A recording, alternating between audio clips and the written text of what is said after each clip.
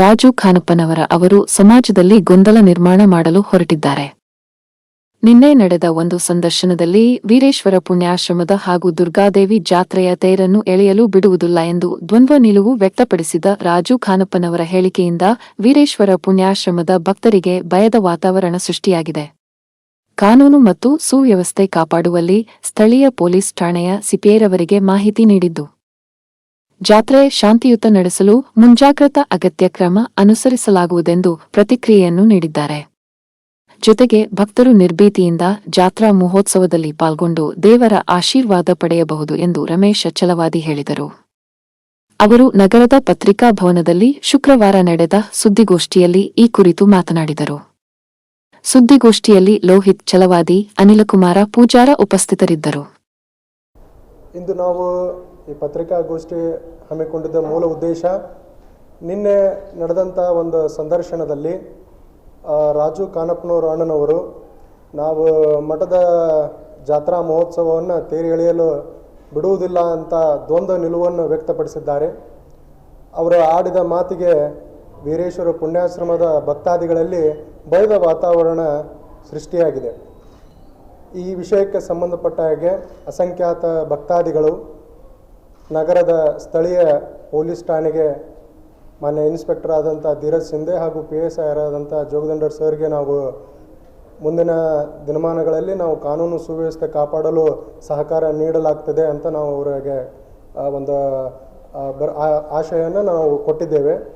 ಇದಕ್ಕೆ ಪ್ರತಿಕ್ರಿಯಿಸಿದಂಥ ಮಾನ್ಯ CPS ಅವರು ಕೂಡ ಪ್ರತಿ ವರ್ಷದಂತೆಯೂ ಕೂಡ ಈ ವರ್ಷವೂ ಜಾತ್ರಾ ಮಹೋತ್ಸವ ಆಚರಣೆ ಮಾಡಲು ಅಗತ್ಯ ಸೂಕ್ತ ಕಾನೂನು ಕ್ರಮಗಳನ್ನು ನಾವು ಮುಂಜಾಗ್ರತೆ ಕಾನೂನು ಕ್ರಮಗಳನ್ನು ನಾವು ಜರುಗಿಸ್ತೀವಿ. ಶಾಂತಿಯುತ ಹಾಗೂ ಸಮಯ ರೀತಿಯಿಂದ ಜಾತ್ರಾ ಮಹೋತ್ಸವ ನಡೆಯುತ್ತದೆ ಅಂತ ಭಕ್ತಾದಿಗಳಿಗೆ ಒಂದು ಅಭಯ ಹಸ್ತ ನೀಡಿದ್ದಾರೆ.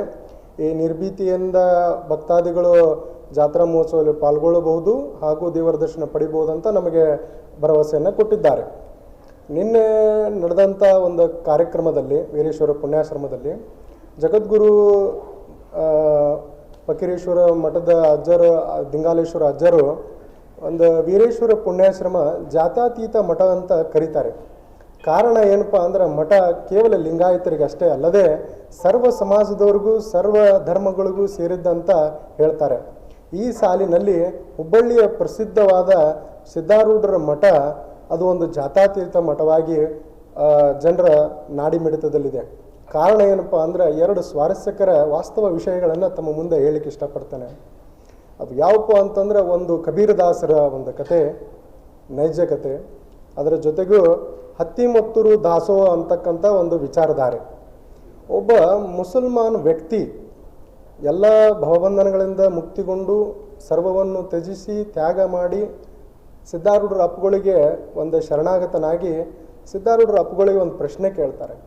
ಈ ಒಂದು ತೋಟದಲ್ಲಿ ಇರ್ತಕ್ಕಂಥ ಒಂದು ಬಿಲ್ಪತ್ರೆ ಹೂವು ಹೇಗೆ ಈ ಒಂದು ಏನು ನಮ್ಮ ಸಿದ್ಧಾರೂಢ ಮಠದ ಉದಾಹರಣೆ ಯಾಕೆ ಕೊಟ್ಟಪ್ಪ ಅಂತಂದ್ರೆ, ಅಲ್ಲಿ ಇರ್ತಕ್ಕಂಥದ್ದು ಒಬ್ಬ ಮುಸಲ್ಮಾನ ವ್ಯಕ್ತಿ ಮುಂದೆ ಕಬೀರದಾಸನಾಗಿ ಸಿದ್ಧಾರೂಢ ಮಠದ 53 ಅಧ್ಯಾಯಗಳಲ್ಲಿ 13 ಅಧ್ಯಾಯಗಳನ್ನು ಅವರು ಬರೆದಿರ್ತಾರೆ.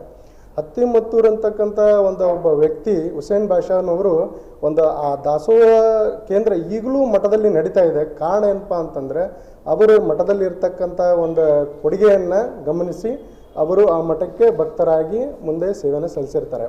ನಮ್ಮ ವೀರೇಶ್ವರ ಪುಣ್ಯಾಶ್ರಮದಲ್ಲಿ ಇರ್ತಕ್ಕಂಥ ಏನು ಈ ಮಠ ಪ್ರತಿ ವರ್ಷದಿಂದ ವಿಜೃಂಭಣೆಯಿಂದ ಆಚರಣೆ ಜಾತ್ರಾ ಮಹೋತ್ಸವ ಮಾಡ್ತಾ ಬರ್ತಾ ಇತ್ತು. ರಾಜು ಖಾನಪ್ಪನವ್ರ ಅಣ್ಣನವರು ಏನು ಈ ಒಂದು ತೇರು ಎಳೆಯಲು ಬಿಡುವುದಿಲ್ಲ ಅಂತ ಏನು ದ್ವಂದ್ವ ನಿಲುವು ಹೇಳ್ತಿದ್ದಾರೆ, ಇದರಿಂದ ಕಾನೂನು ಸುವ್ಯವಸ್ಥೆಗೆ ಅವ್ರ ಮೇಲ್ನೋಟಕ್ಕೆ ಧಕ್ಕೆ ತಂದಿರೋದು ನಮಗೆಲ್ಲರಿಗೂ ಕಂಡು ಬರ್ತದೆ.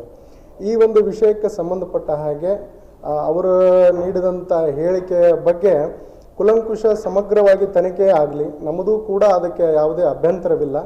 ಅದನ್ನು ಹೊರತುಪಡಿಸಿ ಅಲ್ಲಿ ನಡ್ತಕ್ಕಂಥ ಅವ್ಯವಹಾರಗಳ ಆರೋಪಕ್ಕೂ ಕೂಡ ಸತ್ಯಾಸತ್ಯತೆ ಪರಿಶೀಲನೆಗೆ ಒಂದು ತನಿಖೆಯ ನಂತರ ಬೆಳಕಿಗೆ ಬರಲಿ ಅನ್ನೋದು ನಮ್ಮ ಒತ್ತಾಯ. ಆದರೆ ಮಠದ ತೇರನ್ನು ಎಳೆಯಲು ಬಿಡುವುದಿಲ್ಲ ಅಂತ 4ನೇ ತಾರೀಕಿಗೆ ಅಂತ ಅವರು ಒಂದು ನಿಲುವನ್ನು ಹೇಳಿದ್ದಾರೆ. ಆ ಒಂದು ನಿಲುವಿಗೆ ಮುಂದಿನ ದಿನಮಾನಗಳಲ್ಲಿ ಕಾನೂನು ರೀತಿ ಸೂಕ್ತ ಕ್ರಮ ಜರುಗಿಸ್ಬೇಕಂತಂದು ನಾವು ಸ್ಥಳೀಯ ಪೊಲೀಸ್ ಠಾಣೆಗೆ ನಾವು ಮನವಿ ಸಲ್ಲಿಸ್ತೀವಿ ರೀ. ಈ ನೆಲದ ಕಾನೂನನ್ನು ಗೌರವಿಸಬೇಕಂತಂಥದ್ದು ಪ್ರತಿಯೊಬ್ಬ ಪ್ರಜೆಯ ಆಶಯ ಆಗಿರ್ತದೆ, ಜವಾಬ್ದಾರಿಯೂ ಕೂಡ. ಈ ಒಂದು ವಿಷಯಕ್ಕೆ ಸಂಬಂಧಪಟ್ಟ ಹಾಗೆ ಮಾನ್ಯ ಪೊಲೀಸ್ ಇನ್ಸ್ಪೆಕ್ಟರ್ ಸರ್ಗೆ ನಾವು ಗಮನಕ್ಕೆ ಮೌಖಿಕವಾಗಿ ತಂದಿದ್ದೇವೆ. ಪ್ರೆಸ್ ಮೀಟ್ ನಂತರ ನಾವು ಲಿಖಿತವಾಗಿ ಎಲ್ಲ ಭಕ್ತ ಸಮುದಾಯವಾಗಿ ನಾವು ಮನವಿ ಕೊಡ್ತೀವಿ ರೀ. ನಾವು ದೂರು ಈಗ ಆಲ್ರೆಡಿ ಮೊನ್ನೆ ಒಂದು ಏನು ಹೇಟ್ ಸ್ಪೀಚ್ ಮಾಡಿದ್ದಕ್ಕೆ ನಾವು ದೂರು ನಮ್ಮವರು ಕೊಟ್ಟಿದ್ದರು. ಅದರಂತೆ 12 ಮಂದಿಯೂ ಕೂಡ ಒಂದು ಶಾಂತಿ ಕದಡಿದ ಉದ್ದೇಶ ಆಶೆ ಇದ್ರ ಮೇಲೆ ಅವ್ರ ಮೇಲೆ 12 ಮಂದಿ ಜನರ ಮೇಲೆ FIR ಕಾನೂನು ಕ್ರಮ ಆಗಿದೆ. ಮುಂಜಾಗ್ರತಾ ಕ್ರಮವಾಗಿ ನಾವು ಮತ್ತೊಂದು ಸಾರಿ ಅಡ್ಡಿಪಡಿಸ್ತೀನಿ ಅಂತಂದರೂ ಕೂಡ ಅವರು ನಮಗೆ ಹೇಳಿದ್ದಾರೆ ಜಾತ್ರೆ ತೇರನ್ನು ಎಳೆಯೋದಕ್ಕೆ. ಅದರ ವಿಷಯಕ್ಕೂ ನಾವು ಪೊಲೀಸ್ ಇನ್ಸ್ಪೆಕ್ಟರ್ಗೆ ನಾವು ಸ್ಥಳೀಯ ನಾವು ದೂರು ಕೊಡ್ತೀವಿ. ನಾವು ಶಾಂತಿ ಸುವ್ಯವಸ್ಥೆ ನೆಲೆಸಬೇಕು, ಎಲ್ಲರೂ ಕೂಡ ಇದಕ್ಕೆ ಶಾಂತಿ ನೆಲೆಸಲು ಸಹಕಾರ ಮಾಡಬೇಕು.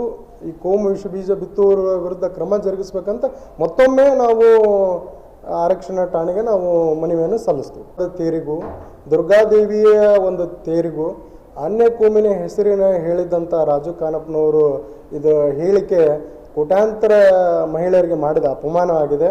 ಲಕ್ಷಾಂತರ ಭಕ್ತರಿಗೆ ಇದು ಮನಸ್ಸಿಗೆ ನೋವು ಉಂಟು ಮಾಡಿದೆ. ಅಸಂಖ್ಯಾತ ಭಕ್ತಾದಿಗಳಿಗೆ ನೀವು ಕೆಂಗಣ್ಣಿಗೆ ಗುರಿಯಾಗದೆ ಪೂರ್ವದಲ್ಲಿ ತಾವು ಕೊಟ್ಟಂಥ ಹೇಳಿಕೆಯನ್ನು ಹಿಂಪಡೆಯಬೇಕು. ನಮ್ಮ ಗದಗ ಜಿಲ್ಲೆಯಲ್ಲಿ ಶಾಂತಿ ನೆಲೆಸಲು ಸಹಕಾರ ಮಾಡ್ಕೋಬೇಕಂತ ನಾವು ಈ ಮೂಲಕ ತಮ್ಮ ಮೂಲಕ ನಾನು ಕೇಳ್ಕೊತೀನಿ.